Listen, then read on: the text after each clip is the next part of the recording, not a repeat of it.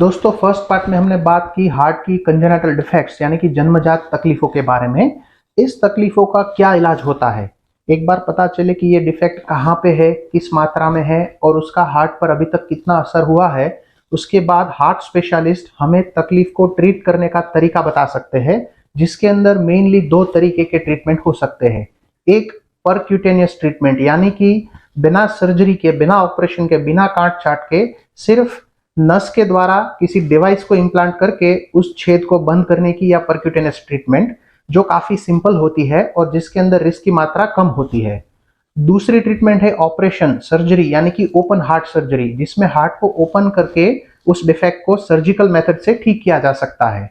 तो इन दोनों में से कौन सी ट्रीटमेंट सूटेबल रहेगी ये हार्ट स्पेशलिस्ट तय करके हमको बताते हैं। लेकिन यहाँ पे इंपॉर्टेंट बात यह है कि जिस भी ट्रीटमेंट की एडवाइस दी गई हो उसको समय रहते कराना बहुत जरूरी है। अगर हम इसमें लेट हुए और उस डिफेक्ट के कारण हार्ट पे परमानेंट डैमेज होके हार्ट कमजोर हुआ, तब बाद में किसी भी ट्रीटमेंट से उसको फिर से मजबूत करना पॉसिबल नहीं होता है। इसलिए उस समय को चूकना नहीं चाहिए और जब भी हार्ट स्पेशलिस्ट की एडवाइस हो तभी वो ट्रीटमेंट कंप्लीट करा लेनी चाहिए।